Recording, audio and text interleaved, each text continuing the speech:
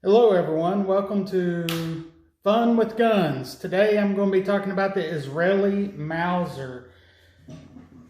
As you can see, I have a Mauser sitting right here. It looks just like the German one. It should, because it is a German one. It was a German contract that was sold to Israel back in about 1948-ish. The Israeli army used these mainly to gain their independence and get their notoriety from the United Nations. Israel's army, IDF, whatever you want to call it back then, before they were IDF, started out with these about 1948 and used them up to 1953, where the FN fall replaced these Mausers in their active army. The reservists continued to use these Mausers up until about 1973-ish. In 1973, Israel gave most of theirs, pretty much gave them to Guatemala, as Guatemala was the deciding factor on whether Israel should be recognized by the United Nations or not, as they did their voting. They were the deciding vote on whether or not they'd be recognized by the United Nations. So in appreciation, Israel gave these Mausers to Guatemala. Most examples of the Israeli Mauser are pretty rough and pretty beat up. Most of them are Czechoslovakian Mausers. There are a few variants out there, such as mine. But most of them are Czechoslovakian, as most of them came from the Czechoslovakian factories and whatnot and sent over there. Originally, like I said, from about 1948 to 1953, these were all 8mm, chambered in 8mm Mauser, or 7.92 by 57mm chambering or ammunition that was used in these guns. In 1953, when the FN FAL came across, they used the NATO 7.62 NATO round, or the 308, and so Israel decided they would keep on using these Mausers, but they would rechamber them all in the 7.62 NATO. This one has been rechambered as well.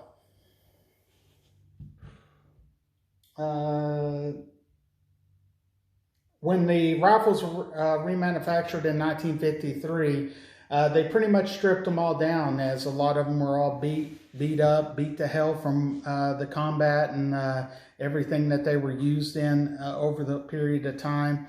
And from my understanding, from my reading, they would basically strip these guns down, put a barrel over here, put bolts over there, put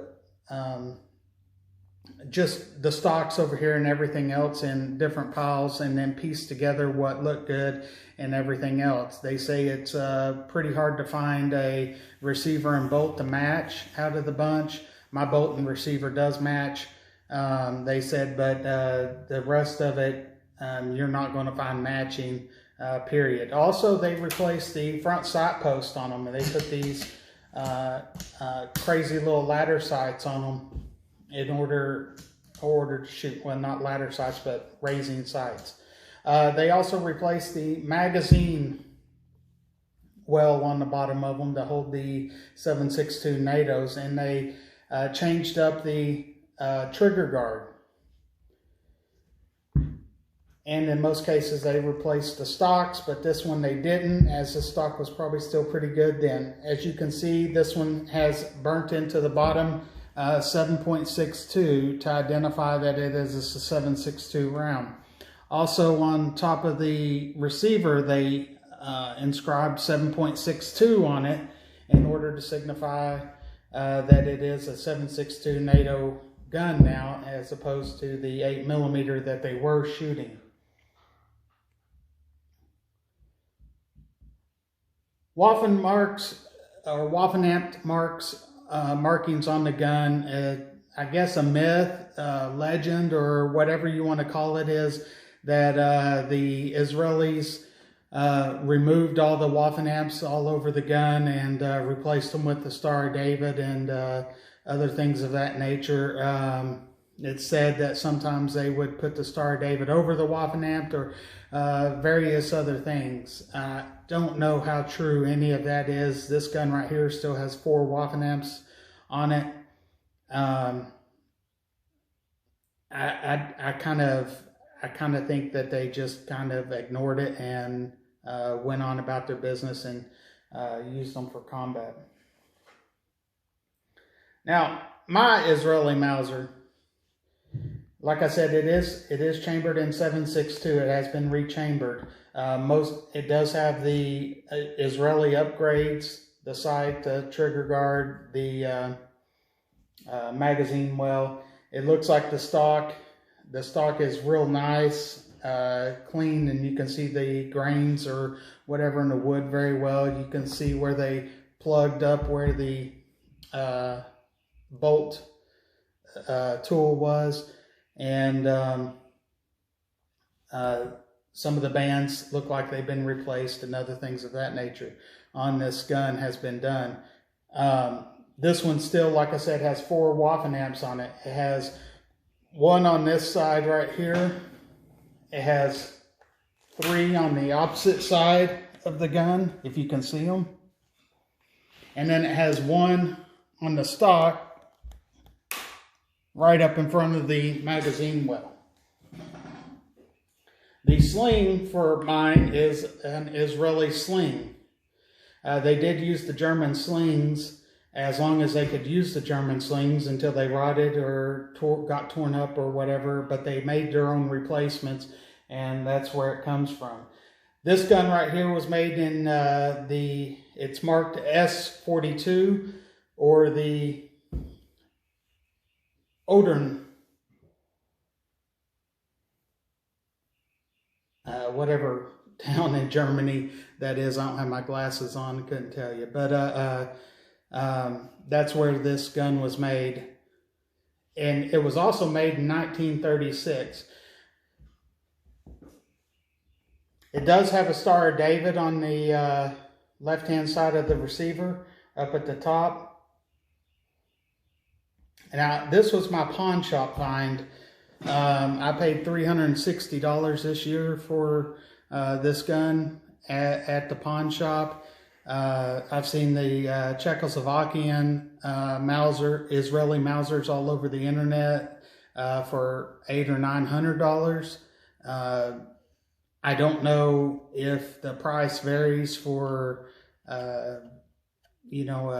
actual German Mauser, German Israeli Mauser or anything of that nature, but I feel like I did pretty good at the local pawn shop. In future show or segment, I'm going to talk about how to find these guns at pawn shops and stuff like that. I've been pretty successful doing that myself.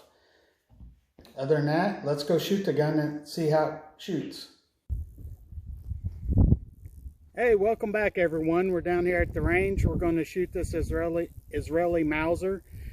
We got some 308 Winchester bullets that I'm going to be using today to shoot it. Like I said earlier, the magazine is internal and it takes five rounds.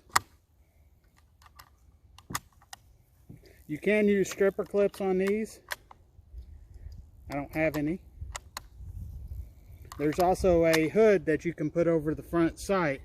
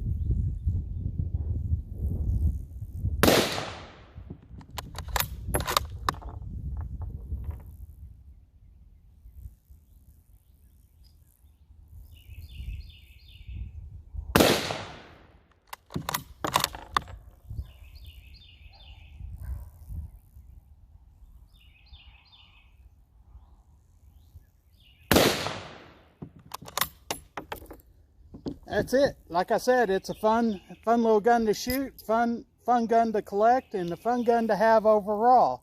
If you can find it for a few $100 like I did at a pawn shop, it's a great collector's item, and it's great to hang on to and keep for years to come. See y'all next time.